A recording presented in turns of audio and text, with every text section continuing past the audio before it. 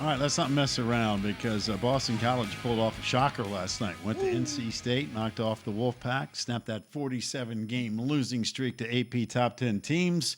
Joanna Bernabei-McNamee joins us now. Coach, first of all, Happy New Year. But I tell you what, that was some kind of performance last night. Congratulations. Thank you. It was an exciting win for sure. Did you feel like this was coming the way your team's been playing? I mean, I hope every game, that's what a couple people asked me, what I thought about on, game day, how I was feeling. And I was telling them, I thought Notre Dame, we were going to play really well. And I had all that excitement and energy. So I stayed really neutral for this NC State game because we certainly got it handed to us by Notre Dame. So it was nice just to have our team come out with that kind of confidence and that bounce back win. I think it shows a lot of perseverance and resilience from our players and our coaching staff as well. Everybody had to stay positive, and it was a great win. Dontavia Wagner, coach, after the game, she was on the headset doing the post game, and she said, hey, after that loss to Notre Dame, coach, she gave us a film session and she didn't hold anything back. I want to know, you don't have to tell us everything, but what that session was like for you and why you laid into them so hard, because I'm sure as a coach and knowing your ladies, there was a reason for that. Yeah, I think, part of it was a little bit selfish, I'm going to be honest, because I always need a little bit of closure.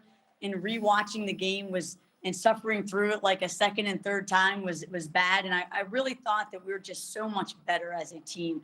And Notre Dame, a lot of credit to them. They're a great team, but we beat ourselves a lot in that game by just, it's one thing to play bad, but work really hard and take an L.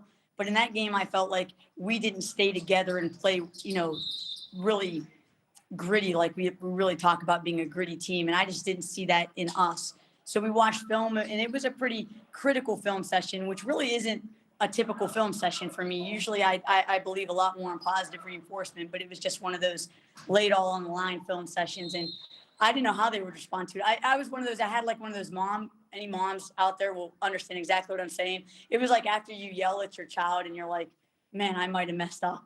Like I might have just taken away their confidence. And I felt a little guilty after the film session. Like maybe it was a little too much, but credit to the players. They just responded great.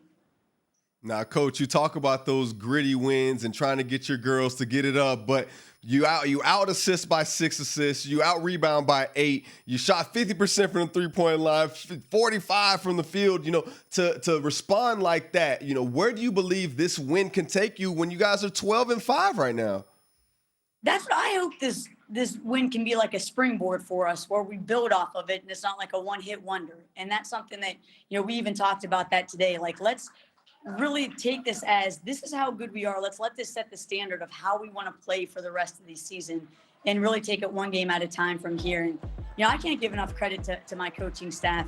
They, Sean Elbeck, Shelby Boyle, and Chris Meadows have done such a great job. And even right now, I get to be at my son's basketball game because Mike Gibson, our director of basketball ops, just takes care of all the little things in the office that allows me to still be a mom and get to do the best of both worlds, which is great.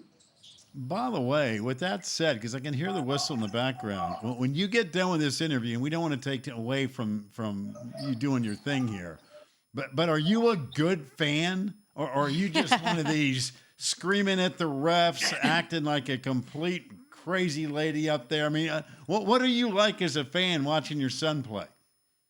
It's funny. I think if I didn't have like these vocal cord nodules, I would probably yell like crazy. But my husband sits next to me when I get to come to these games, and he's like, "Hey, don't yell. You got to save your voice." So he always reminds me. So I pretty much don't say anything.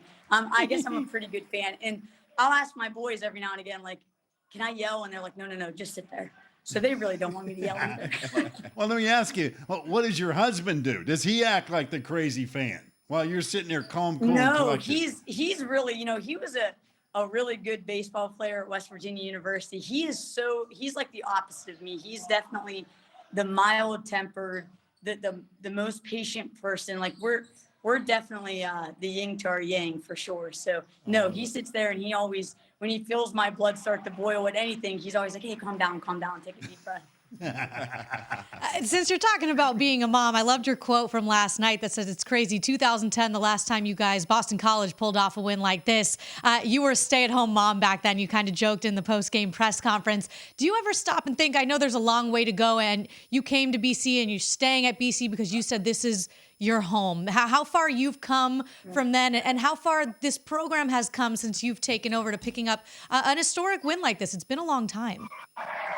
Yeah, it's funny. It seems like, before kids seems like another lifetime ago. Being a stay-at-home mom for the few years that I got to do it seems like another lifetime ago. But I think each step that I've gotten to take personally and professionally have just been a blessing. And I credit that to the people that I get to surround myself with in my family, who just give me so much support, with what I do in work, but also at home. And I know not everybody gets to be that lucky in life, and I am pretty blessed. So I count my blessings every day. Now, we still got you, Coach. We still got you. Oh, we lost her. I mean, I don't think we really should, man. She got to go watch. She got a game to watch. Oh, okay. Coach, I thought we lost you. You're back. My sister, good family. See, my sister was calling in. Maybe she might be watching. She might be checking up on the son. The son probably got 23 by now. Now, Coach, I want to talk about this deep pool of the women's basketball side in the ACC.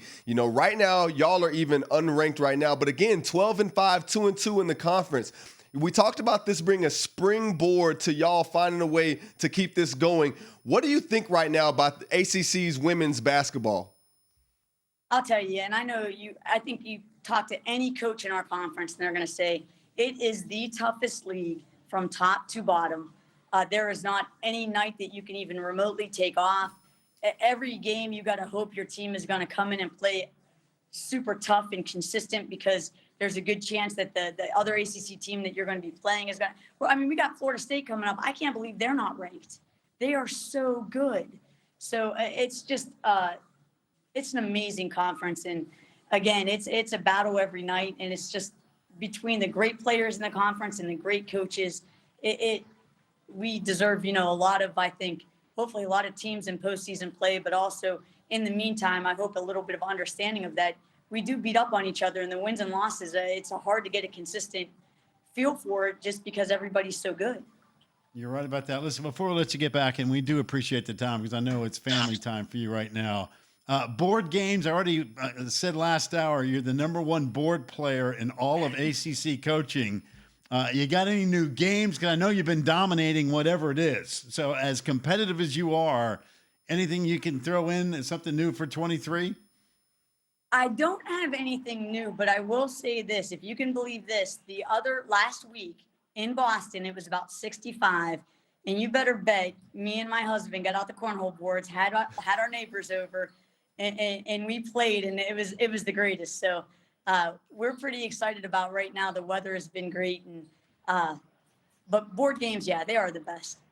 You name it, there isn't a bad one out there. I just learned how to play Kings in the Corner. It's a little card game my son. Look at her. I put nothing past you. Listen, we've taken enough of your time. Congrats on the great win. Get ready for Florida State. Like you said, they're terrific and they're on a run. And they really enjoy the game that you're attending right now. That's the most important one. Thank you. I really appreciate you guys having me on. Thanks for your support. You got it. Good luck to your son, Appreciate Coach. you, Coach. She's great.